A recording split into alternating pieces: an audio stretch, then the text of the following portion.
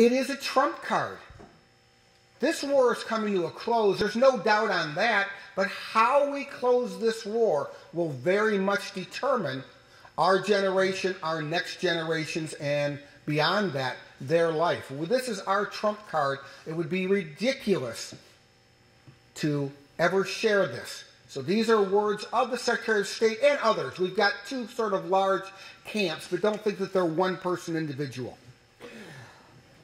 Denying the Soviet Union. Again, our problems with the Soviet Union are going to extend for the next 40 years, but we don't know this at the time. And that's what's always interesting as historians. I'm always cautioning students, we cannot read ahead, so to speak.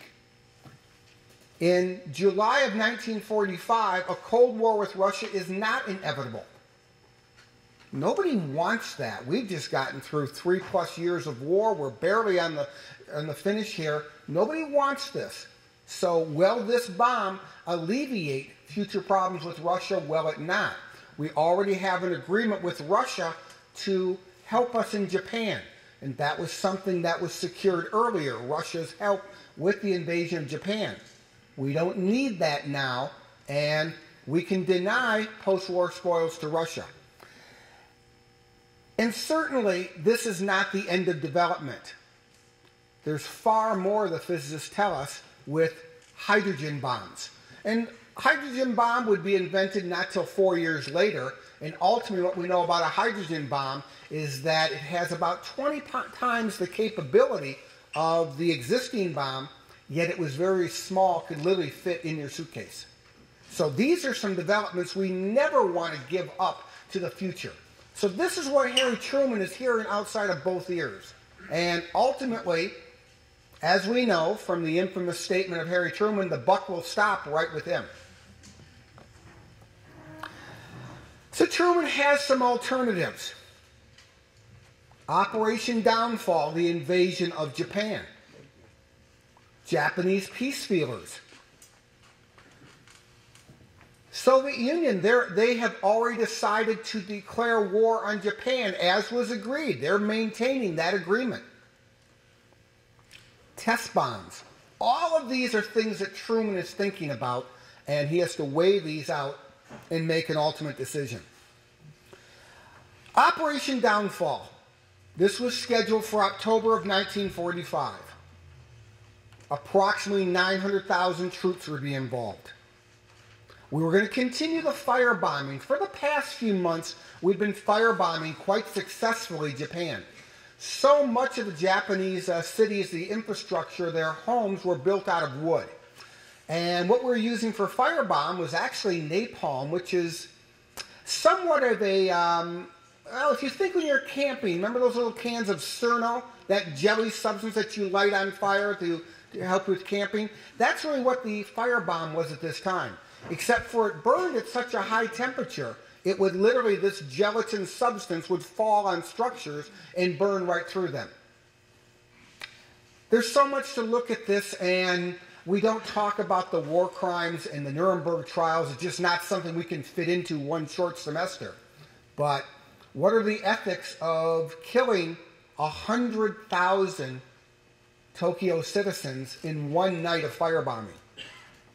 So the Truman he's just consumed with what do you do here?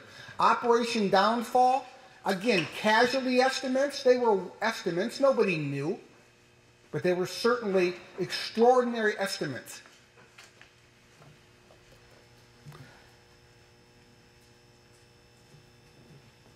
As you can see, we did take some very serious steps toward the Japanese invasion. 500,000 Purple Hearts were manufactured. So for those who have served since this time and have been awarded that Purple Heart, very likely that was a World War II issue. Japanese peace feelers. Walter mentioned quite correctly last week, I really applaud him for that. Actually, I've been thankful for Walter for a lot of things you've been bringing up, I really do. And you talked about peace feelers, and yes, there were peace feelers from Japan. There certainly were. There was no clear evidence, no clear gesture, but certainly there was enough evidence and enough idea that peace is something that Japan was entertaining. we get back to U.S. demands, which were set very, very early in the war, of unconditional surrender. And as students in class, we have to really examine these policies. Is unconditional surrender a good policy? Is that a strength? Is it a weakness? We look at the ultimate, at this time, unconditional surrender was the only policy, yet unconditional surrender implies lack of negotiations. I would defy you to find any war that ends without negotiations.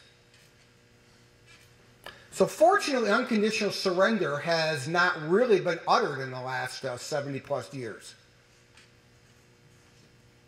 Negotiations.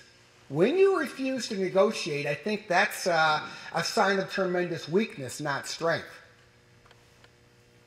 A popular refrain of the last decade in the war on terrorists is that we will not negotiate with terrorists. Yes, we will. Yes, we have. And yes, we will in the future. So when you look at unconditional surrender, it seems to appeal, past and present, to our ego. Does that make it a good policy? And I think when you look at the histories of unconditional surrender, our American Civil War illuminates a very good history of perhaps poor decisions when you're looking for unconditional surrender.